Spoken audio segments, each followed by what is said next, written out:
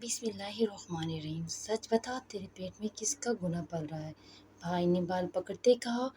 وہ 2 دن پہلے ہی دبئی سے آئے تھے، میں نے انہیں بتایا یہ گناہ نہیں ہے۔ بھابھی نے زبردستی میرا نکاح اپنے پاگل بھائی سے کرایا تھا جو حادثے میں مر گیا۔ یہ اس کا بچہ ہے۔ پر بھابھی صاف مکر گئی، بولی جھوٹ کہہ رہی ہے۔ بھائی نے مجھ پر یقین نہ کیا اور مجھے بہت مارا اور گھر سے نکال دیا۔ میں نیل زدہ چہرے کے ساتھ سڑک پر کانپتی بیٹھی تھی جب ایک عالیشان سفید گاڑی میرے سامنے رکی۔ اندر سے ایک امیر ترین شخص نکلا۔ میں تو اسے دیکھتے پتھر ہو گئی کیونکہ وہ بھابھی کا پاگل بھائی۔ جب اس نے میرا بازو مروڑ کر مجھے دھکیلتے ہوئے دروازے کے باہر نکالا تو میں توازن برقرار نہ رکھ سکی اور زینے پر گر گئی۔ دروازہ میرے منہ پر بند کر دیا گیا۔ اندر سے فک کی آواز آئی اور پھر میرے دل میں جیسے کچھ ٹوٹ کر بکھر گیا۔ سارا محلہ جانتا تھا کہ میرے بھائی کو جب غصہ آتا ہے وہ کسی کی نہیں سنتا، مگر آج اس نے مجھے نہیں سنا، صرف بھابھی کی بات پر اعتبار کر لیا جس نے میری پوری سچائی کو ایک جملے میں جھوٹ بنا دیا۔ میں آہستہ آہستہ کھڑی ہوئی، میرے پیر میں موچ آئی گئی تھی اور جسم پر مار کے نشان تھے۔ میں ننگے پیر زمین پر چلتے ہوئے گلی کے کونے تک پہنچی۔ ہر قدم پر درد تھا مگر اندر کا زخم جسم سے زیادہ گہرا تھا۔ میرے پاس نہ کوئی موبائل تھا، نہ کوئی دوست جسے فون کرتی، نہ کوئی رشتہ دار جو مجھے پناہ دیتا۔ ایک وقت تھا جب میں بھی انہی گلیوں میں ہنستی کھیلتی پھرتی تھی اور آج میں انہی گلیوں میں عبرت بنی ہوئی تھی۔ میں نے ایک دکان کے باہر بچھی بینچ پر بیٹھنے کی کوشش کی مگر مالک نے غصے سے کہا، اٹھ، یہاں سے گاہک آ رہے ہیں، تماشا نہ بن۔ میں وہاں سے ہٹ گئی اور فٹ پاتھ پر بیٹھ گئی۔ ایک بوڑھی عورت نے قریب آ کر پانی کی بوتل دی اور بغیر کچھ کہے آگے بڑھ گئی۔ اس کی خاموشی میں بھی ایک مہربانی تھی جو میری اپنوں سے نہیں ملی۔ کچھ وقت گزرا، دن ڈھلنے لگا اور سرد بڑھنے لگی۔ میں نے اپنے دوپٹے کو مضبوطی سے لپیٹا مگر وہ ہوا کو روکنے کے قابل نہ تھا۔ پیٹ میں پلتا بچہ مسلسل ہلچل کر رہا تھا جیسے مجھے تسلی دے رہا ہو کہ وہ میرے ساتھ ہے۔ میں نے دل ہی دل میں اس سے باتیں کرنا شروع کی، بیٹا ہم تنہا نہیں ہیں، نہ ہی گناہ گار ہیں، وقت بدلے گا، میں وعدہ کرتی ہوں۔ رات کے اندھیرے میں جب سب اپنے پناہوں میں چھپ چکے تھے میں ایک پارک کی لکڑی کی بینچ پر لیٹ گئی۔ کئی گھنٹے گزرے رہے، کہیں سے کتا بھونکتا، کہیں سے نشیوں کی آوازیں آتی، پر مجھے کسی چیز سے ڈر نہیں لگ رہا تھا کیونکہ اصل ڈر تو میرے اپنوں نے ہی ختم کر دیا تھا۔ نیند اور جاگنے کے بیچ اچانک کسی نے میرے کندھے پر ہاتھ رکھا۔ میں گھبرا کر اٹھی۔ ایک نوجوان کھڑا تھا، شاید کسی این جی او کا ورکر۔ اس نے نرم لہجے میں کہا، آپ کو مدد کی ضرورت ہے؟ میں نے اس کی طرف دیکھا اور آہستہ سے نفی میں سر ہلا دیا۔ آپ یہاں کیوں بیٹھی ہیں اس حالت میں؟ اس نے دوبارہ پوچھا۔ میں نے صرف اتنا کہا، میری کوئی جگہ نہیں رہی۔ جو کچھ لمحے سوچتا رہا پھر بولا، اگر آپ چاہیں تو ہم آپ کو خواتین کے شیلٹر ہوم میں لے جا سکتے ہیں، وہاں محفوظ ہوں گی۔ میں نے نظریں جھکائیں اور کہا، کیا وہاں کوئی مجھ سے میرے گناہ کا ثبوت نہیں مانگے گا؟ وہ لمحے بھر کو خاموش ہوا، پھر بولا، نہیں، وہاں بس آپ کی حفاظت کا وعدہ ہے۔ میں نے تھوڑے تجزیے کے بعد ہاں میں سر ہلایا۔ وہ مجھے ایک سفید وین میں بٹھا کر شیلٹر ہوم لے گیا۔ میں اس کی گاڑی میں بیٹھی تو دل دھڑکنے لگا۔ نہ جانے کتنے سوال تھے جو ذہن میں گردش کر رہے تھے لیکن زبان گنگ تھی۔ اس نے گاڑی کا ایئر کنڈیشنر نرم کر دیا اور ایک ہاتھ سے گاڑی چلاتے ہوئے دوسرے ہاتھ سے پانی کی بوتل میری طرف بڑھائی۔ پیو، تمہیں کمزوری ہو رہی ہے، اس نے کہا۔ میں نے بوتل پکڑ لی، ہونٹ ہلکے سے بھیگے پر زبان پر اب بھی کچھ نہ آیا۔ کچھ دیر وہ خاموش گاڑی چلاتا رہا اور اچانک بول پڑا، میں تمہیں لے جا رہا ہوں ایک ایسی جگہ جہاں تم محفوظ ہوں گی، جہاں تمہیں کوئی اور نہیں کہے گا کہ تم گناہ گار ہو۔ گاڑی ایک پرسکون علاقے میں داخل ہوئی۔ دونوں طرف پھولوں والے درخت، صاف سڑکیں اور بڑے بڑے گھر۔ مجھے لگا جیسے میں کسی اور دنیا میں آ گئی ہوں۔ اس نے ایک خوبصورت سفید بنگلے کے سامنے گاڑی روکی، گیٹ خود کار کھول کر گیا۔ میں حیران تھی کہ ایک دن وہ لڑکا جو پاگل سمجھا جاتا تھا آج اتنا مہذب، اتنا باوقار کیسے لگ رہا ہے۔ ہم اندر داخل ہوئے تو ایک صاف ستھرا لاؤنج نظر آیا۔ اندر ہر چیز منظم، فرنیچر جدید، دیواروں پر آرٹ کے خوبصورت ٹکڑے اور ایک نرم روشنی۔ یہ تمہارا نیا گھر ہے، اس نے کہا، جب تک تم خود چاہو۔ میں نے نظریں جھکا لی۔ وہ مجھے ایک کمرے میں لے گیا جہاں ایک سنگل بیڈ، الماری اور کھڑکی کے قریب بیٹھنے کے لیے ایک آرام دہ کرسی تھی۔ یہ کمرہ صرف تمہارے لیے ہے۔ میں نے اس سے پوچھا، تم کب سے یہاں ہو؟ اس نے جواب دیا، پچھلے 2 سالوں سے، جب میں صحت یاب ہوا تب یہ جگہ خریدی۔ اور تمہارے گھر والے؟ وہ ہلکے سے مسکرایا، وہی لوگ جنہوں نے مجھے دفن سمجھا اب میرے لیے مر چکے ہیں۔ کمرے میں بیٹھتے ہی میں نے کھڑکی کھولی، تازہ ہوا نے میرے چہرے کو چھوا، دل جیسے سانس لینے لگا۔ تھوڑی دیر بعد وہ دوبارہ آیا، ہاتھ میں ایک بیگ تھا جس میں میرے لیے چند کپڑے، تولیہ اور ذاتی اشیاء تھی۔ اب تم یہاں محفوظ ہو، کل سے تمہیں ایک ڈاکٹر کے پاس بھی لے جاؤں گا، تم اور بچہ دونوں کی دیکھ بھال ضروری ہے۔ اگلے دن واقعی وہ مجھے ایک پرائیویٹ کلینک لے گیا۔ ڈاکٹر ایک نرم لہجے والی عورت تھی جس نے مکمل چیک اپ کیا۔ ماں، میں کافی تناؤ ہے مگر بچہ بالکل ٹھیک ہے، اس نے بتایا۔ واپسی پر اس نے کہا، آئندہ تمہیں کوئی فکر نہیں ہونی چاہیے، ہر مہینے ڈاکٹر کے پاس چلیں گے۔ گھر واپس آ کر میں نے اسے چپ چاپ کچن میں کھانا بناتے دیکھا۔ یہ سب تم خود کرتے ہو؟ ہاں، سیکھ لیا ہے، تنہائی سب کچھ سکھا دیتی ہے، وہ بولا۔ میں نے کہا، کیا میں مدد کر سکتی ہوں؟ اس نے ہنستے ہوئے کہا، اب یہ تمہارا گھر ہے، جو چاہو جب چاہو۔ اسی رات میں نے اسے چھت پر بیٹھے دیکھا، میں بھی خاموشی سے ساتھ بیٹھ گئی۔ نیچے شہر کی روشنی جھلملا رہی تھی۔ تمہیں کیسے پتا چلا کہ میں اس حال میں ہوں؟ نہیں پتا تھا، بس اتفاق تھا۔ تمہیں دیکھ کر مجھے خود پر شک ہوا، تم ہو یا میرا وہم۔ اور پھر دل نہیں مانا کہ تم میری زندگی سے یوں غائب ہو جاؤ۔ چند دنوں میں وہ گھر جیسے میرے پہچان بن گیا۔ وہ میرے لیے ناشتہ تیار کرتا، دوپہر کو کام پر چلا جاتا اور شام کو واپسی پر میرے ساتھ بیٹھ کر باتیں کرتا۔ ہم نے ایک مشترکہ زبان ڈھونڈ لی تھی جس میں نہ شکایت تھی نہ شکوہ، بس موجودگی تھی۔ ایک روز میں نے دیکھا کہ وہ گھر کے ایک کمرے میں کچھ لکڑی کے فریمز بنا رہا ہے۔ میں قریب گئی تو دیکھا وہ بچوں کے لیے ننھی کرسی اور میز بنا رہا تھا۔ یہ تم خود بنا رہے ہو؟ میں نے حیرت سے پوچھا۔ ہاں، وہ بولا، جب ہسپتال میں تھا تو وہاں کی ورکشاپ میں لکڑی کا کام سیکھا۔ میں نے اگلے دن خود باورچی خانے میں جا کر کچھ پکانے کی کوشش کی۔ چولہا جلا کر روٹی پکانے لگی تو وہ آ کر ہنسا۔ روٹی ہے یا نقشہ؟ میں نے بھی مسکرا کر جواب دیا۔ ابتدا ہے، وقت کے ساتھ نقشہ مکمل ہو جائے گا۔ اسی ہنسی مذاق میں ہماری زندگی کی تلخیاں چھپنے لگی۔ اس نے مجھے کبھی میرے ماضی کا تانا نہیں دیا۔ ایک دن میں اس کے ساتھ قریبی مارکیٹ گئی، وہ میرے لیے کچھ ضروری چیزیں خرید رہا تھا۔ ایک خاتون نے دور سے پہچان کر آواز دی، ارے یہ تو وہی علی ہے نا؟ علی نے اس کی طرف دیکھا مگر جواب دیے بغیر میری طرف مڑ گیا۔ چلو، دیر ہو رہی ہے۔ گاڑی میں بیٹھتے ہی میں نے کہا، تمہارے جاننے والے اب بھی تمہیں پہچانتے ہیں؟ وہ بولا، بس شکل پہچانتے ہیں، کہانی نہیں، اور میں چاہتا بھی نہیں کہ کوئی میری پرانی باتیں کرے۔ اگلے دن اس نے مجھے ایک خالی کمرہ دکھایا، یہ بچوں کا کمرہ ہوگا، تم چاہو تو اس کی دیواریں خود سجا سکتی ہو۔ میں نے کمرے کی دیوار پر ہاتھ پھیرا، پھر پنکھ اور سفید رنگ کے امتزاج کا کہا۔ کچھ دنوں میں کمرہ ایک ننھے مہمان کے استقبال کے لیے تیار ہونے لگا۔ ایک دن میں نے اسے لاؤنج میں بیٹھے دیکھا، ہاتھ میں ایک کتاب تھی اور چہرے پر سنجیدگی۔ میں نے آ کر پوچھا، کیا پڑھ رہے ہو؟ بچوں کی تربیت پر ایک کتاب ہے، وہ بولا۔ میں چاہتا ہوں کہ ہمارا بچہ صرف محفوظ ہی نہ ہو بلکہ شعور اور وقار کے ساتھ بڑا ہو۔ شام کو ہم اکثر چھت پر بیٹھتے، وہ چائے بناتا اور ہم خاموشی سے شام کے رنگ بدلتے دیکھتے۔ ایک دن اس نے اچانک کہا، تمہیں پتہ ہے، اب جب میں آئینے میں دیکھتا ہوں تو خود کو پہچانتا ہوں۔ تمہاری وجہ سے میں نے نظریں جھکا لی۔ دل میں ایک نرم لہر سی اٹھی اور وہ لمحہ میرے لیے سچائی کی گواہی بن گیا۔ ہفتے کے آخر میں ہم ہسپتال دوبارہ گئے۔ اس بار ڈاکٹر نے مکمل اسکین کیا اور بتایا کہ بچہ تندرست ہے۔ باہر آ کر علی نے کہا، اب تم ہر ہفتے یہاں آؤ گے اور میں ساتھ آؤں گا۔ میں نے ہنستے ہوئے کہا، بہت خوش نصیب ہو کہ تمہارا نکاح شدہ بچہ ہے، ورنہ لوگ اور باتیں بناتے۔ وہ مسکرایا، ہم کسی کو صفائی دینے کے پابند نہیں، ہم اپنا سچ جانتے ہیں، بس وہی کافی ہے۔ ایک دن علی نے مجھے ایک فائل تھمائی، یہ کچھ کاغذات ہیں، ہمارے نکاح کی قانونی اندراج مکمل ہو گیا ہے، اب تم میرے نام سے جانی جاؤ گی۔ میرے ہاتھ لرز گئے، وہ میرے لیے سب کچھ کر رہا تھا بغیر کسی شرط کے۔ میں نے کہا، اگر کبھی کوئی تمہارے سامنے آ کر مجھ پر انگلی اٹھائے تو کیا کرو گے؟ وہ بولا، جو انسان اپنے پیچھے سچائی رکھتا ہو اسے کسی انگلی سے خوف نہیں ہوتا۔ اس دن میں نے پہلی بار اس کے قدم میں بیٹھ کر ہاتھ پکڑ کر کہا، تم میرے رب کی طرف سے بھیجی ہوئی رحمت ہو۔ کبھی کبھی رات کو میں خواب میں اپنے پرانے گھر کو دیکھتی جہاں میرے بھائی کی چیخیں اور بھابھی کی الزام تراشیاں گونجتی تھی، مگر جاگتی ہی علی کی موجودگی سب کچھ مٹا دیتی۔ ایک صبح جب سورج کی روشنی کمرے میں داخل ہوئی، علی نے میرے لیے تازہ پھول رکھے تھے، ایک کارڈ بھی تھا جس پر لکھا تھا، نئی زندگی مبارک ہو۔ وہ دن ہمارے لیے خاص تھا۔ ہم نے بازار جا کر بچے کے لیے چند اور چیزیں خریدیں، کچھ کپڑے، ایک چھوٹا سا ٹیڈی بیئر اور ایک تصویر البم جس میں ہم اپنے آنے والے دنوں کی یادیں محفوظ کرنا چاہتے تھے۔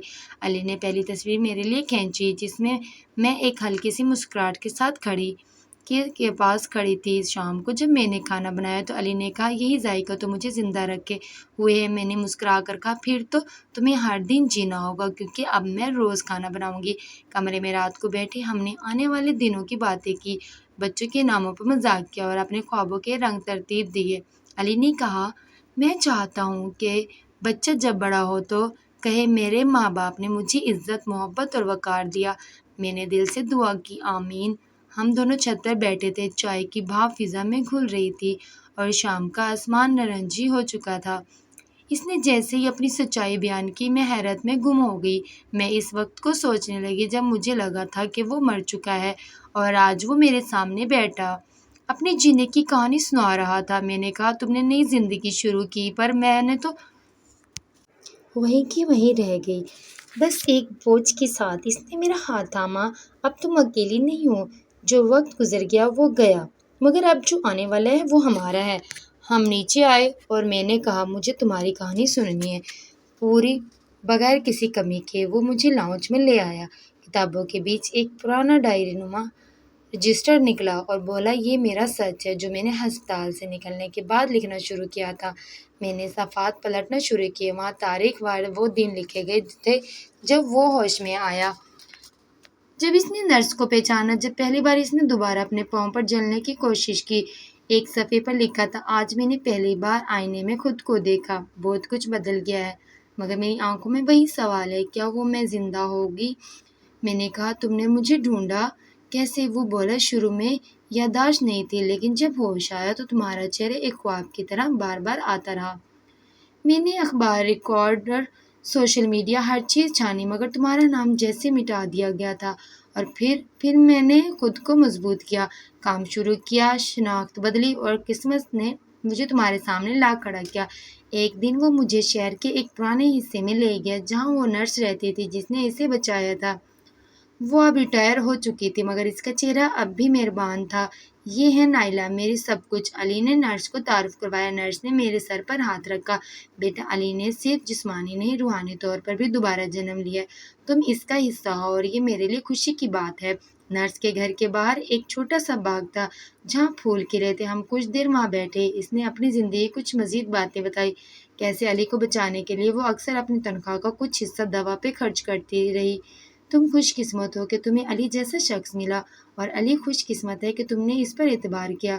گھر واپسی پر میں نے علی سے کہا تمہاری زندگی کی یہ کہانی ہر کسی کو سننی چاہیے۔ وہ بولا شاید ایک دن میں سب کچھ لکھوں گا مگر ابھی میرا سچ تم ہو، صرف تم۔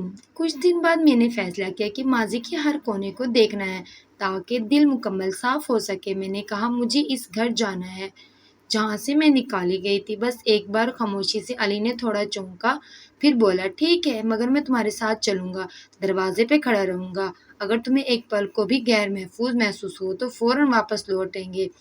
ہم دونوں چپ چاپ اس محلے پہنچے، وہی گلیاں، وہی در و دیوار، مگر میرا چہرہ اب پہلے جیسا نہ تھا۔ وہی دروازہ، وہی گھر۔ میں نے دروازے کے باہر کھڑے ہو کر چند لمحے آنکھیں بند رکھی۔ میری بھابھی کھڑکی سے جھانک رہی تھی، شاید پہچان گئی تھی، پر دروازہ نہیں کھولا۔ میں نے کہا چلو علی، ہمیں یہاں کچھ نہیں ملے گا، ہم صرف سچائی سے آگے بڑھے ہیں اور یہی ہماری فتح ہے۔ واپسی پر ہم نے ایک سڑک کنارے چھوٹے سے کیفے پہ چائے پی۔ علی نے کہا تم اب پہلے سے بھی زیادہ مضبوط ہو گئی ہو۔ اگلے دن علی نے ایک وکیل سے ملاقات کا بندوبست کیا۔ اس نے قانونی طور پر وہ تمام دستاویزات تیار کروائے جس سے میرا اور بچے کا مستقبل محفوظ ہو سکے۔ ہم نے ایک نیا نام چنا جس پر گھر کی ہر چیز کا اندراج ہونے لگا۔ میرے دل میں کئی بار خیال آیا کہ یہ سب خواب ہے مگر ہر دن ایک نئی حقیقت سامنے لاتا۔ ایک دن علی میرے لیے کپڑے لے کر آیا۔ میں نے کہا اب تو میں ایک مکمل بیوی لگنے لگی ہوں۔ وہ مسکرایا تم ہو ہی میری بیوی، اور اب سب کچھ قانونی بھی ویسا ہی ہے۔ میں نے اس کے لیے ایک تحفہ لیا، ایک چھوٹا سا فریم جس میں ہمارے بچے کی الٹرا ساؤنڈ رپورٹ کی کاپی تھی اور نیچے لکھا تھا ہماری دوسری زندگی کی پہلی تصویر۔ اس نے فریم کو چوم کر الماری میں رکھا اور کہا یہ ہمارا پہلا خزانہ ہے۔ ان دنوں میں نے اپنے اندر ایک نیا جذبہ محسوس کیا۔ میں نے گھر میں پودے لگانا شروع کیا، علی کے لیے کھانے کے نئے تجربے کیے اور شام کو ہم بچوں کے ناموں پر بحث کرتے، کبھی وہ ماہام کہتا، کبھی میں ایان کا نام لیتی، اور یوں وقت ہنسی میں گزرنے لگا۔ ہم نے ایک ساتھ بچوں کی کتابیں پڑھنا شروع کی تاکہ جب وقت آئے ہم بہترین والدین بن سکے۔ میں نے پرانی سلائی مشین مرمت کروائی اور بچے کے لیے چھوٹے چھوٹے کپڑے سینے لگی۔ ہر ٹانکا جیسے ایک دعا تھا۔ ہم دونوں اب ایک دوسرے کے سچ، ایک دوسرے کے گواہ اور ایک دوسرے کی پناہ بن چکے تھے۔ میرے نئے شناختی کارڈ پر جب نیا نام آیا تو علی نے سب سے پہلے وہ کارڈ میرے ہاتھ میں دیا۔ یہ صرف تمہارا حق نہیں، تمہارا فخر بھی ہے۔ میں نے اسے ہاتھ میں پکڑا، تصویریں، دستخط، سب کچھ نیا تھا، جیسے میری پرانی شناخت، پرانا دکھ سب ختم ہو گئے ہو۔ اس نے گھر کے دروازے پر ایک پلیٹ لگائی جس پر ہمارے نئے نام کنندہ تھے۔ میں اسے دیکھ کر حیران رہ گئی۔ یہ تم نے کب کروایا؟ وہ ہنسا۔ جس دن تم نے مجھے اپنی زندگی کا دوسرا موقع دیا تھا، اسی دن دل میں فیصلہ کر لیا تھا کہ اب تمہیں اپنا بنانا ہے۔ پوری زندگی کے سامنے ہم نے زندگی کے چھوٹے چھوٹے کاموں میں ایک نظم پیدا کر لی تھی کہ ناشتے سے پہلے وہ میری چائے بناتا اور میں اس کے لیے پراٹھے بنانے کی کوشش کرتی۔ وہ اکثر کہتا ہے، یہ دنیا کی سب سے خاص چائے ہے کیونکہ تمہاری خاموش ہاتھوں سے آئی ہے۔ ایک دن ہم نے قریبی اسکول کا چکر لگایا جہاں وہ چاہتا تھا کہ بچہ آگے جا کر پڑھے۔ میں نے کہا، ابھی تو وہ دنیا میں آیا بھی نہیں اور تم نے اسکول بھی چن لیا۔ وہ ہنسا، کیونکہ میں چاہتا ہوں وہ سب کچھ پائے جو مجھے کبھی نہ ملا۔ وہ ایک نیا دفتر کھولنے کی تیاری کر رہا تھا۔ میں نے اس کے ساتھ فائل ترتیب دینے میں مدد کی۔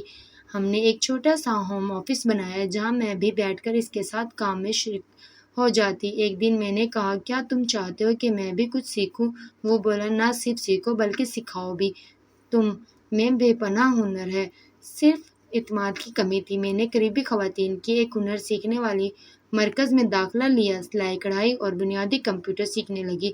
ہفتے کے آخر پر ہم اکثر شہر سے باہر نکل جاتے، کبھی دریا کنارے، کبھی پہاڑوں کی طرف۔ وہ اکثر اپنی جیب سے پرانے سکے نکالتا اور دریا میں پھینک دیتا۔ یہ وہ وقت ہے جو میں بھولنا چاہتا ہوں اور پانی میں بہا دیتا ہوں۔ میں نے بھی ایک دن اپنا پرانا دوپٹہ دریا میں بہا دیا۔ اس پر علی نے کہا، اب ہم واقعی نئے ہو چکے ہیں ہر طرح سے۔ ایک دن اس نے مجھے کہا، تم اپنے خاندان کے بارے میں کچھ نہیں بتاتی، تم چاہو تو واپس جا سکتی ہو، کم از کم ان سے مل سکتی ہو۔ میں نے کچھ لمحے خاموشی اختیار کی، پھر کہا، وہ دروازے بند ہو چکے ہیں علی، اور کبھی کبھی دروازہ کھلنے سے صرف ماضی کا شور لوٹ آتا ہے۔ اس نے میری بات سمجھی اور پھر کبھی دوبارہ روز نہیں دیا۔ میں نے کمرے کی دیوار پر ایک کیل ٹھوک کر ایک خالی فریم لٹکا دیا۔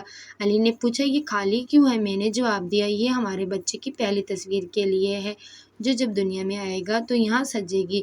وہ چپ رہا، صرف مسکرا کر سر ہلا دیا۔ ایک دن میں نے محلے کی ایک خاتون کو راستے میں سلام کیا۔ وہ مجھے دیکھ کر بولی، بی بی، تم تو بڑے آدمی کی بیوی لگتی ہو۔ میں نے دل میں سوچا، ہاں، میں اب کسی بڑے آدمی کی بیوی ہوں، ایک عظیم انسان کی جس نے مجھے میری پہچان دی۔ مہینے کا آخر میں علی نے میرے نام سے ایک بینک اکاؤنٹ کھولا۔ یہ تمہاری محنت کی کمائی کا ٹھکانہ ہوگا، اس نے کہا۔ میں نے پہلا چیک اپنی سلائی کلاس کی فیس کے لیے کاٹا اور دل میں عجیب خوشی محسوس کی۔ ایک دن علی بیمار پڑ گیا، معمولی بخار تھا مگر میں نے اس کا بے حد خیال رکھا۔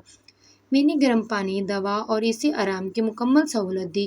وہ بولا، تم تو ماں بننے سے پہلے ہی ماں جیسا خیال رکھنے لگی ہو۔ میں نے ہنس کر کہا، محبت میں سب کچھ سکھایا جا سکتا ہے علی۔ ہم دونوں نے گھر کی دیواروں پر خود سے ہاتھ سے لکھی تحریریں چسپاں کی، دعائیں، خواب، امیدیں۔ ایک جگہ ہم نے لکھا، یہ ہمارا نیا جہاں ہے جہاں صرف سچ رہتا ہے، صرف محبت بولی جاتی ہے۔ ہر رات سونے سے پہلے وہ میرے پیٹ پر ہاتھ رکھ کر بچے سے بات کرتا، بیٹا، تیری ماں بہت بہادر ہے، جب تو آئے گا دنیا تجھے مکمل پائے گی۔ میں آنکھیں بند کر کے سنتی اور رب سے شکر کرتی کہ اس نے مجھے ایک نئی زندگی دی، نہ صرف جسمانی بلکہ روحانی طور پر بھی۔ یہ زندگی اب صرف گزر نہیں رہی تھی، یہ مکمل ہو رہی تھی، ہر دن ایک قدم آگے، ہر لمحہ ایک نئی پہچان کی جانب۔ اور میں جو کبھی ایک بدنصیبی کی علامت سمجھی جاتی تھی، اب ایک محبت کی مکمل تصویر بن چکی تھی۔ صبح کا وقت تھا، میں کھڑکی کے پاس بیٹھی سورج کی کرنوں کو چہرے پر محسوس کر رہی تھی جب علی میرے لیے ناشتہ لے کر آیا۔ ٹرے میں چائے، پراٹھے اور تازہ پھل تھے۔ آج تمہیں کچھ نیا پہننا ہے، وہ بولا۔ میں نے پوچھا کیا موقع ہے؟ وہ ہنسا، یہ ایک عام دن ہے مگر ہمارا خاص ہے۔ پھر وہ الماری سے ایک خوبصورت نیلا لباس نکال کر لایا جو میرے انداز کے بالکل مطابق تھا۔ ناشتے کے بعد ہم باہر نکلے۔ وہ مجھے ایک ایسے بازار لے گیا جہاں سب کچھ بچوں کے لیے تھا۔ میں نے حیرت سے ایک ایک چیز کو دیکھا، ننھے جوتے، پنجنیاں، رنگین کپڑے۔ علی نے کہا جو تمہیں پسند آئے اٹھا لو۔ میں نے جھجکتے ہوئے ایک سفید کپڑوں کا سیٹ اٹھایا جس پر چھوٹے ستارے بنے تھے۔ یہ ٹھیک ہے؟ میں نے پوچھا۔ یہ بہت خاص لگ رہا ہے، اس نے فوراً کہا۔ ہم نے بچوں کا ایک آرام دہ بستر بھی خریدا جس پر وہ خاص طور پر بس ضد تھا کہ وہ خود گھر جا کر جوڑے گا۔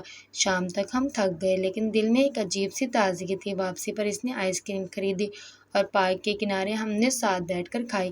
ایک بچے نے قریب آ کر کہا آنٹی آپ کے پیٹ میں بچہ ہے۔ میں نے ہنس کر کہا ہاں تمہیں کیسے پتہ چلا؟ وہ بولا میری مما نے بھی اب ایسے پیٹ میں مجھے رکھا تھا۔ گھر واپس آ کر علی نے وہ بستر خود جوڑا۔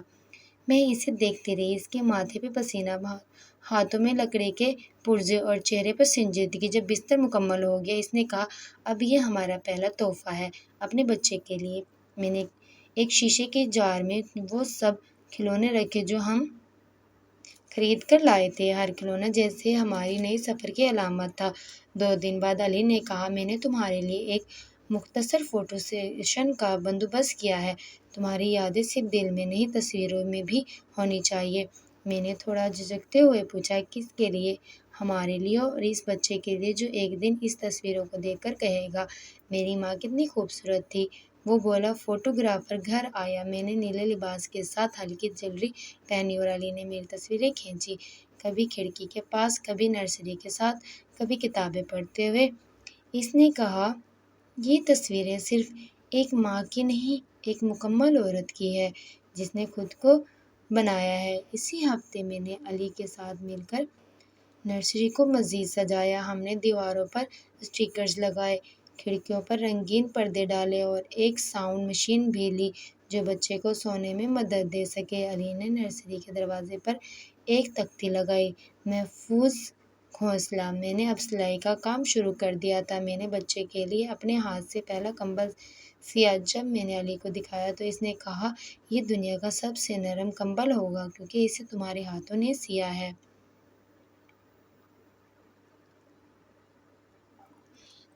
دعاؤں سے ہم ایک دن قریب ہسپتال گئے جہاں علی نے رجسٹریشن کروائی۔ اگر کچھ بھی ہو ہم فوراً یہاں آئیں گے، اس نے کہا۔ وہاں موجود نرسز نے مجھے مشورے دیے۔ ایک نے تو کہا آپ خوش نصیب ہیں، آپ کا شوہر بہت خیال رکھنے والا ہے۔ میں نے صرف مسکرا کر سر ہلا دیا کیونکہ الفاظ کم تھے اس کی محبت کو بیان کرنے کے لیے۔ ایک شام علی مجھے ایک مقامی کتاب میلہ لے گیا۔ وہاں بچوں کی کہانیوں کی کتابیں تھیں۔ ہم نے ایک کتاب خریدی جس کا نام تھا ماں کی گود۔ دنیا کا سب سے محفوظ مقام۔ گھر آ کر علی نے وہ کتاب پڑھ کر سنائی جیسے بچہ ہمارے درمیان موجود ہو۔ وہ ہر لفظ آہستگی سے بولتا اور ہر صفحہ پلٹتے وقت میری طرف دیکھتا جیسے پوچھ رہا ہو کیا ہم تیار ہیں؟ میں نے ہاں میں سر ہلا دیا کیونکہ اب میں صرف جسمانی طور پر نہیں ذہنی طور پر بھی تیار تھی۔ زندگی میں پہلی بار میں نے مستقبل کا سوچ کر مسکرا رہی تھی۔ رات کو میں نے اسے کہا میں چاہتی ہوں ہمارا بچہ تم جیسا ہو، خاموش، مضبوط اور محبت سے لبریز۔ علی بولا میں چاہتا ہوں وہ تم جیسا ہو، باہمت، سچا، معاف کرنے والا۔ ہم دونوں نے ایک ساتھ کہا یا پھر ہمارا امتزاج ہو۔ وہ دن واقعی میں زندگی کا حسین ترین دن بن گیا، نہ اس لیے کہ ہم نے کچھ خریدا یا تصویریں بنوائی بلکہ اس لیے کہ ہم نے اپنے آنے والے کل کو ساتھ جینے کا وعدہ کیا، محبت سے، تیاری سے اور مکمل یقین سے۔ علی کا آفس شہر کے پوش علاقے میں ایک بلند بالا عمارت کی 6ٹھی منزل پر تھا۔ جب ہم لفٹ سے باہر نکلے تو سامنے ایک کشادہ ریسیپشن تھا جس پر اس کا نام چمکدار حروف میں لکھا تھا۔ ریسیپشنسٹ نے ہمیں دیکھتے ہی مؤدب لہجے میں کہا سر آپ کی میٹنگ 10 بجے ہے، کانفرنس روم تیار ہے۔ علی نے مسکرا کر سر ہلایا اور مجھے ساتھ لیے اندر کی طرف بڑھا۔ ہم ایک وسیع شیشے والے کمرے میں داخل ہوئے جہاں ایک بڑی میز، کئی فائل اور ایک سائڈ پر سافٹ ویئر بورڈ پر علی کی تصویریں لگی تھیں، انعامات، ایوارڈز، بزنس شوز کے کٹ آؤٹس۔ میں نے حیرت سے ہر چیز کو دیکھا۔ ایک لڑکا فائل لے کر اندر آیا اور بولا سر کلائنٹ کا جواب آ گیا ہے، وہ دنیا معاہدہ سائن کرنے کو تیار ہے۔ علی نے مجھے طرف دیکھ کر کہا، یہ نائلہ ہے، میری اہلیہ اور میری کمپنی کی سب سے بڑی وجہ کامیابی کی۔ میں نے نگاہ جھکا لی، مگر دل کے اندر کہیں فخر محسوس ہوا، ایسا فخر جو ہمیشہ چھین لیا گیا تھا۔ علی نے مجھے کانفرنس روم دکھایا، اپنی ٹیم سے ملوایا جنہوں نے بڑی عزت سے سلام کیا۔ ہر شخص کی زبان پر سر کا احترام تھا اور میں سوچنے لگی کہ یہ وہی علی ہے جسے کبھی پاگل، نامکمل اور بہت سمجھا جاتا تھا۔ دوپہر کے وقت اس نے مجھے آفس کے کیفے میں بٹھایا جہاں اس نے خود میرے لیے سینڈوچ اور جوس منگوایا۔ یہ سب تمہارا ہے، وہ بولا، یہ کمپنی، یہ لوگ، سب اس وقت کی یاد دلاتے ہیں جب کسی نے مجھے قبول نہیں کیا تھا سوائے تمہارے۔ میں نے کہا، میں تو صرف وقت کے ساتھ چلتی رہی، تم نے اپنے آپ کو بنایا ہے اور یہ تمہاری محنت کا صلہ ہے۔ اس دن میں نے اسے مکمل طور پر ایک نئے روپ میں دیکھا، جو بزنس کا ماہر تھا، فیصلہ لینے والا، لیکن گھر آ کر وہی علی بن جاتا جو میرے لیے دودھ گرم کرتا اور رات کو میرے پاؤں دباتا۔ ایک دوہری پہچان، ایک مکمل انسان۔ اگلے دن اس نے کہا، میں چاہتا ہوں تم بھی اس کمپنی کا ایک حصہ بنو، چاہو تو اکاؤنٹس دیکھ لیا یا کریٹیو ٹیم کا حصہ بنو۔ میں نے کچھ دیر سوچا، پھر کہا، میں بچوں کی سیکشن میں کام کرنا چاہتی ہوں، کچھ ایسا بننا چاہتی ہوں جو ماؤں کے لیے ہو۔ اس نے فوراً ہاں میں سر ہلایا۔ تم جو بھی چاہو اس پر کام کرو، میں تمہارے ساتھ ہوں۔ میں نے کمپنی کے بچوں کے ڈپارٹمنٹ کے لیے ایک نیا پروجیکٹ تیار کیا، پہلا لمس کے نام سے۔ اس کا مقصد نوزائیدہ بچوں کے لیے ضروریات کی اشیاء تیار کرنا تھا، نرم کپڑے، حفاظتی کمبل اور ماؤں کے لیے گائیڈ بکس۔ علی نے اس پروجیکٹ کے لیے ایک پوری ٹیم مختص کی اور مجھے اس کا لیڈر بنایا۔ پہلی میٹنگ میں جب میں نے سب کو پروجیکٹ کا ویژن سمجھایا، سب نے تالیاں بجائیں اور میری آنکھوں میں نمی آ گئی، لیکن اس بار یہ آنسو کمزوری کے نہیں بلکہ کامیابی کے تھے۔ ایک ہفتے بعد ہم نے پروجیکٹ کے لیے ایک چھوٹا سا شو روم کھولا جہاں علی نے میری طرف دیکھ کر کہا، یہ تمہاری پہچان ہے اور ہمارا مستقبل۔ میڈیا نے جب اس پروجیکٹ کی رپورٹنگ کی تو ہمارے نام کے ساتھ ڈائریکٹر کا ٹیگ لگا۔ میرے بھائی کا چہرہ ایک لمحے کو ذہن میں آیا اور دل نے کہا، کاش وہ آج مجھے دیکھ سکتا۔ ہم روز رات کو دفتر سے واپسی پر دیر تک بات کرتے، اگلے دن کی پلاننگ بناتے، اور جب میں تھک جاتی علی کہتا، اب تم ماں ہو، آرام کرنا بھی فرض ہے۔ ایک شام علی میرے لیے ایک سرپرائز لے کر آیا، میرے والدین کی پرانی تصویر جنہیں اس نے میرے بھائی کی پرانی سوشل میڈیا پوسٹس سے ڈھونڈ کر پرنٹ کروایا تھا۔ میں نے تصویر ہاتھ میں لی، دل ایک دم دھڑکا اور آنکھوں سے خاموش آنسو بہہ نکلے۔ میں نے یہ تصویر ہمیشہ اپنے کمرے کی دیوار پر چاہی تھی۔ میں نے کہا، اب یہ تمہارے کمرے میں ہوگی اور ہر دن تمہیں بتائے گی کہ تم تنہا نہیں ہو۔ وہ بولا، میں نے فیصلہ کیا کہ پروجیکٹ کی آمدنی کا کچھ حصہ ان خواتین کی مدد کے لیے وقف کروں گا جو میرے جیسے حالات سے گزر چکی ہو۔ ہم نے ایک فنڈ شروع کیا اور نام رکھا، دوسرا جنم۔ اس فنڈ سے ہم نے ایک بے سہارا ماں کو چھوٹا سا کمرہ دلایا، ایک سلائی مشین خرید کر دی، اور جب میں نے اسے بتایا، یہ تمہارا حق ہے، خیرات نہیں، وہ رونے لگی۔ اسی ہفتے علی نے مجھے ایک تقریب میں لے جانا چاہا جہاں اسے businessman of the year کا ایوارڈ ملنے والا تھا۔ میں نے خاص لباس پہنا اور پہلی بار اپنی حیثیت کے ساتھ کسی عوامی مقام پر کھڑی ہوئی۔ جب اس کا نام پکارا گیا، وہ اسٹیج پر گیا اور اپنی تقریر میں بولا، یہ ایوارڈ میری بیوی نائلہ کے نام ہے، جس نے میری خاموش ہونے پر بھی مجھے سنا، میرے ٹوٹنے پر مجھے جوڑا اور جس کی آنکھوں میں میرا یقین چھپا تھا۔ سارے ہال میں تالیاں بجنے لگیں اور میری آنکھوں میں چمک آ گئی۔ اسی لمحے میں نے دل میں کہا، آج میں صرف ایک ماں نہیں، ایک شریک حیات بھی ہوں اور ایک قابل فخر عورت بھی۔ ہم دونوں نے آخری ہفتوں میں گھر کے کام اور انداز سے ترتیب دی کہ میرے آرام میں کوئی خلل نہ ہو۔ علی نے ایک باقاعدہ شیڈول بنایا جس پہ لکھا تھا، نائلہ کی نیند 2 اور ورزش اور ہستی لازمی ہے۔ میں جب بھی اسے پڑھتی ہنس دیتی اور وہ کہتا، یہ میرا مینیفیسٹو ہے کیونکہ تم ہی میرا سب کچھ ہو۔ ہم نے ہسپتال کے عملے سے ملاقات کی، ڈاکٹرز اور نرسوں سے علی نے سب تفصیل جان لی تھی۔ ایک دن میں نے کہا، تم تو مجھ سے بھی زیادہ تیار ہو۔ وہ مسکرائے، ایک وقت تھا جب میرے لیے کچھ بھی واضح نہ تھا اور آج میں اپنے بچے کے استقبال کے لیے ہر پل گن رہا ہوں۔ میں نے دن رات اپنے ہاتھوں سے ننھے جوتے، ٹوپیاں اور رومال سیے، میری سلائی اب صرف ہنر نہیں، محبت بن چکی تھی۔ کمرے کی ایک دراز میں ہم نے بچے کے لیے چاکلیٹس، خوشبودار تیل اور اس کے چھوٹے کپڑوں کا بندوبست کر رکھا تھا۔ علی اکثر کہتا ہے، یہ صرف ایک بچہ نہیں، ایک نعمت ہے جو ہمارے زخموں پر مرہم بن کر آ رہا ہے۔ پیدائش سے ایک دن پہلے علی نے نرسری کے دروازے پر ایک نیا بورڈ لگایا، ہماری روشنی جلد آ رہی ہے۔ ہم نے ایک ساتھ قرآن کی تلاوت کی، دعا کی اور سو گئے۔ رات کے آخری پہر میں میرے درد شروع ہو گئے۔ میں نے علی کو جگایا اور وہ فوراً تیار ہو گئے، جیسے مہینوں سے اسی لمحے کا انتظار ہو۔ ہسپتال کے سفر میں علی نے میرا ہاتھ تھامے رکھا، ہر سانس کے ساتھ مجھے دلاسا دیتا رہا۔ جب میں نے کراہتے ہوئے کہا، علی اگر کچھ ہو جائے تو، وہ فوراً بولا، کچھ نہیں ہوگا، تم محفوظ ہو، میرا بچہ محفوظ ہے۔ میں نے اللہ سے وعدہ لیا ہے۔ آپریشن تھیٹر کے باہر وہ مسلسل دعائیں پڑھتا رہا۔ نرس آئی اور کہا، بیٹے کی پیدائش ہو گئی ہے، ماں بھی ٹھیک ہے۔ علی کی آنکھیں بھر آئیں مگر وہ رویا نہیں، صرف سر جھکا کر شکر ادا کیا۔ مجھے جب ہوش آیا، پہلا چہرہ جو دیکھا وہ علی تھا، ہاتھ میں میرا بچہ تھامے ہوئے۔ وہ بولا، اسے دیکھو، تم جیسا، کچھ مجھ جیسا، کچھ اور دعاؤں جیسا، سب کچھ۔ میں نے پہلی بار اپنے بیٹے کو گود میں لیا، اس کی انگلیاں میری انگلیاں تھامنے لگی۔ علی نے کہا، اس نے تمہیں پہچان لیا ہے، وہ جانتا ہے تم وہ ماں ہو جس نے اسے درد میں بھی خوشی دی۔ ہم نے بچے کا نام رکھا ایلیان، مطلب روشنی دینے والا۔ علی نے اس نام کے معنی کئی دن پہلے طے کر لیے تھے اور پیدائش کے بعد رجسٹریشن کے وقت فوراً فارم پر لکھ دیا۔ ہسپتال کے دوسرے دن کچھ خواتین نرسیں آئیں جنہیں علی نے ہمارے پروجیکٹ پہلا لومس کے ذریعے ہنر سکھایا تھا۔ وہ کہنے لگی، باجی آپ جیسی ماں بننے کی دعا کرتے ہیں ہم، جو خود بھی سنبھلی اور دوسروں کو بھی سہارا دیا۔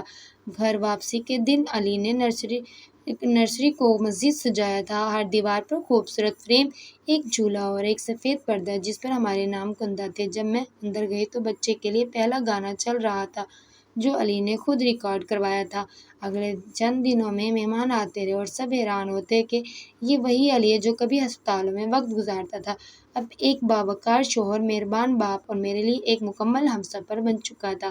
میں نے خود کو آئینے میں دیکھا، چہرہ تھکا ہوا تھا مگر آنکھوں میں عجیب سی روشنی تھی، وہ روشنی جو صرف ماں بننے کے بعد آتی ہے۔ علی نے کہا، تم اب صرف نائلہ نہیں، تم ہماری نسل کی بنیاد ہو۔ کبھی کبھی رات کو ایلیان روتا تو علی اسے گود میں اٹھا کر کمرے میں چکر لگاتا اور کہتا، پاپا کی پرنس نائلہ تھک گئی ہے، اب ابو کی باری ہے۔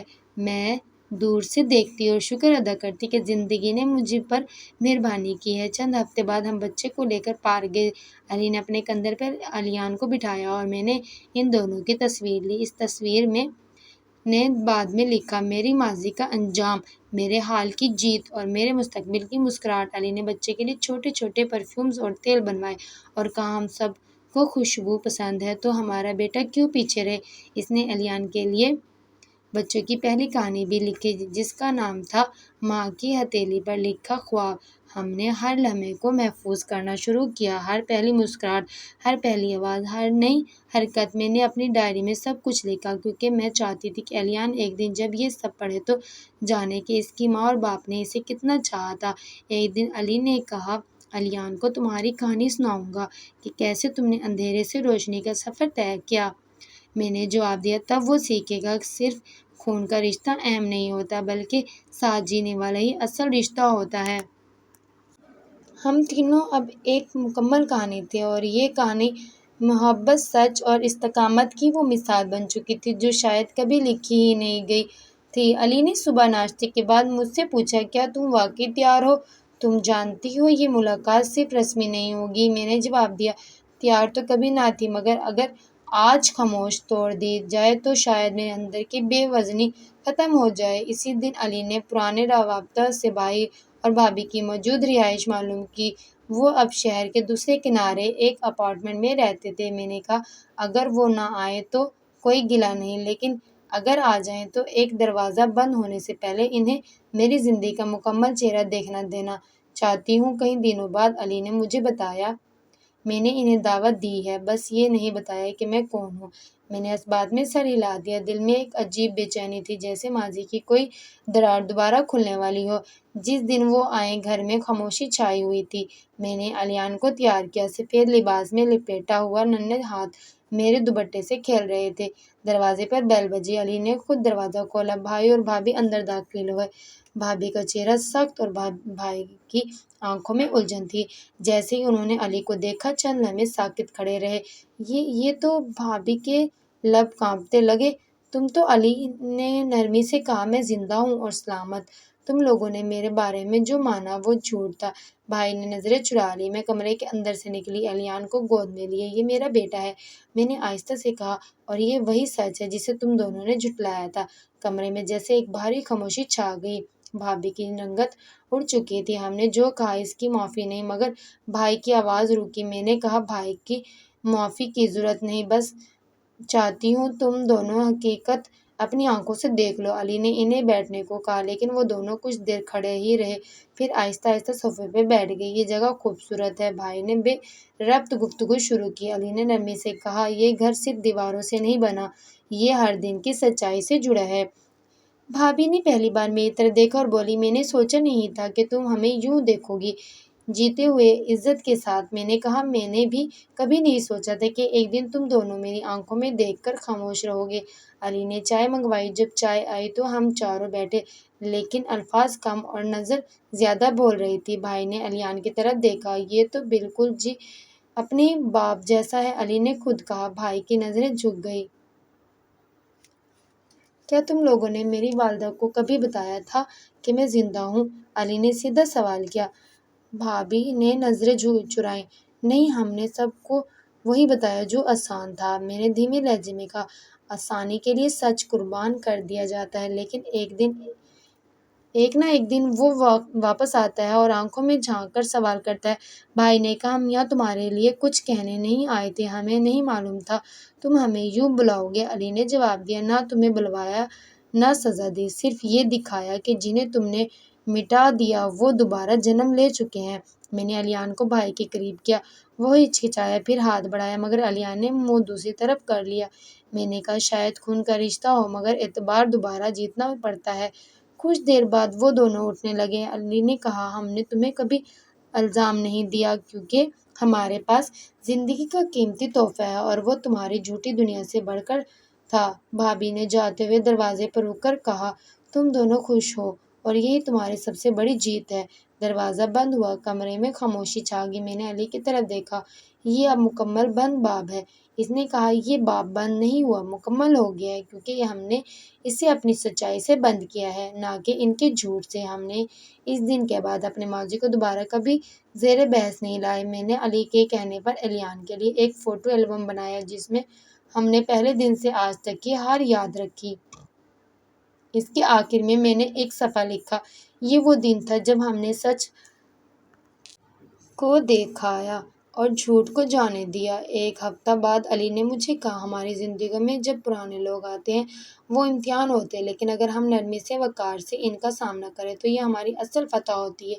میں نے جواب دیا، اور سب سے بڑی فتح یہ ہے کہ ہم اپنے بچے کو سچ کے ساتھ پال رہے ہیں، بغیر کسی چھپاوٹ، بغیر کسی جھوٹ کے۔ ہم نے اس دن نرسری میں ایک نیا فریم لگایا جس پہ لکھا تھا، یہ گھر ان لمحوں کا محفوظ ہے جو خاموشی سے جیتے گئے۔ الیان کے اسکول کا پہلا دن تھا۔ ہم دونوں نے رات کو اس کا یونیفارم آہستہ آہستہ استری کیا، بیگ چیک کیا، لنچ باکس میں اس کی پسند کی چیزیں رکھی اور کمرے میں اس کی کتابیں سلیقے سے ترتیب دی۔ علی نے کہا، ہم نے جتنی محنت خود پر کی، اب اس کی باری ہے کہ ہم اسے محفوظ، باشعور اور باوقار بنائیں۔ صبح جب علی نے الیان کو تیار کیا، میں دروازے پہ کھڑی ہو کر انہیں دیکھتی رہی۔ ننھی سی وردی میں وہ چھوٹا سا بچہ آج ایک نئے سفر پر نکل رہا تھا۔ گاڑی میں بیٹھتے وقت الیان نے کہا، امی آپ میرے ساتھ نہیں آئیں گی؟ میں نے مسکرا کر جواب دیا، اب تم بڑے ہو گئے ہو، تمہارے ابو تمہیں لے کر جائیں گے اور میں گھر سے دعائیں دوں گی۔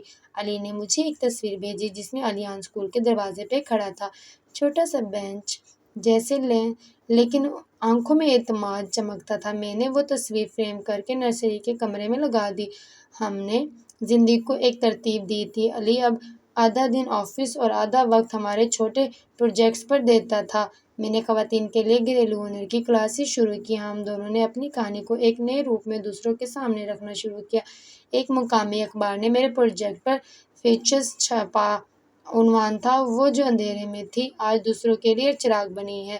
میں نے علی کو مضمون دکھایا۔ وہ بولا، یہ صرف تمہاری نہیں ہماری کہانی ہے۔ ہم نے مل کر ایک چھوٹی سی لائبریری کھولی جہاں بچوں کے لیے کہانیاں، تصویریں، کتابیں اور والدین کے لیے تربیتی مواد رکھا گیا۔ ہر جمعے کو ہم وہاں جاتے، بچوں کو پڑھاتے، کہانیاں سناتے۔ ایک دن الیان نے سب کے سامنے کہا، میری امی مجھے روز ایک نئی کہانی سناتی ہے اور میرے ابو مجھے خواب دکھاتے ہیں۔ لوگوں نے تالیاں بجائی اور مجھے لگا کہ میرے الفاظ میرے بچے کے ذریعے دنیا میں گونجنے لگے ہیں۔ ہمارے گھر میں ایک نیا درخت بھی لگا تھا جسے ہم نے الیان کے پہلے دن کے موقع پر لگایا تھا۔ اب وہ درخت بڑھنے لگا تھا، شاخیں پھیلنے لگی۔ علی کہتا، یہ درخت ہماری زندگی کی طرح ہے، شروعات چھوٹی لیکن بنیاد مضبوط۔ کئی بار پرانے دن ذہن میں آتے لیکن اب ان کے ساتھ دکھ نہیں تھا، صرف ایک خاموش سچائی تھی۔ علی نے مجھے مکمل کر دیا تھا اور میں نے علی کو۔ ہم نے ایک بار نرسری میں بیٹھ کر اپنے پرانے خطوط پڑھے جو علی نے مجھے اپنی ڈائری میں لکھ رکھے تھے۔ ایک خط میں لکھا تھا، اگر ایک دن تم میرے پاس آ جاؤ تو میں تمہیں سب کچھ دوں گا جو دنیا نے تم سے چھینا تھا۔ میں نے وہ خط دوبارہ اس ڈائری میں رکھ دیا اور کہا، تم نے وہ سب دیا اور اس سے کہیں زیادہ۔ ہم نے اب کچھ وقت کے لیے ایک نئی جگہ پر بھی گھر بنانے کا فیصلہ کیا تاکہ ہمارے پروجیکٹ کو بڑھایا جا سکے۔ علی نے کہا، یہ محض گھر نہیں، ایک سوچ کی بنیاد ہوگا جہاں صرف عزت، ہنر اور تعلیم کی بات ہوگی۔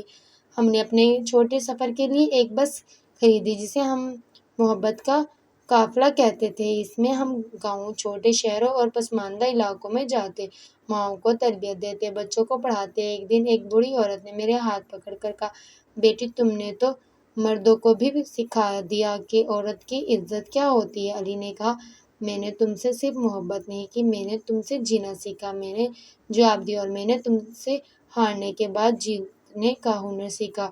ہم نے ہر سال الیان کی سالگرہ ایک نئے کام سے منائی۔ پہلی سالگرہ پر ہم نے 5 بے سہارا عورتوں کو کپڑے دیے، دوسری پر اسکول کی فیس ادا کی اور اس بار ہم نے 50 درخت لگائے۔ الیان نے خود پودے لگائے اور کہا، امی یہ پودا میرا دوست ہے جسے ابو میرا ہیرو ہے۔ میں اکثر رات کو چھت پر جا کر آسمان دیکھتی اور سوچتی، کتنے لوگ ہوں گے جو ظلم سہ کر تھک چکے ہوں گے، کاش ان کو بھی ایک علی ملے، یا کم از کم ایک وہ خود بن سکے جو ظلم کو ختم کر سکے۔ اب علی میرے صرف شریک حیات نہیں، وہ میرا سایہ بن چکا تھا، اور وہ میرا فیصلہ، میری روشنی، میری تحریک اور میری دعاؤں کا جواب ہے۔ میں نے اپنی زندگی کی وہ کتاب بند کر دی جس میں میرے دکھ، میری تنہائیاں اور میری چیخیں درج تھی۔ اب ایک نئی کتاب ہے جس میں صرف محبت، امن اور وقار ہے۔ الیان اب ہر دن ایک نیا لفظ سیکھتا ہے اور ہر بار وہ کہتا ہے، امی ابو نے مجھے یہ سکھایا اور میں آپ کو سکھاؤں گا۔ میں کہتی ہوں، سیکھنا، ختم نہ کرنا، کیونکہ زندگی سیکھنے کا دوسرا نام ہے۔ میری کہانی مکمل ہو چکی ہے، نہیں اسی لیے کہ ہر مسئلہ ختم ہو گیا، بلکہ اس لیے کہ میں نے اپنے دکھوں کو جیت لیا ہے، بدل دیا ہے۔ علی، وہ جو کبھی پاگل کہلاتا تھا، آج میری پہچان، میرا مان اور میری روشنی ہے۔ اور جب میں ایک دن الیان کو اپنی پوری کہانی سناؤں گی تو میں اس کے ہاتھ میں ایک کتاب دوں گی جس کا عنوان ہوگا، محبت جو پاگل پن میں چھپی تھی۔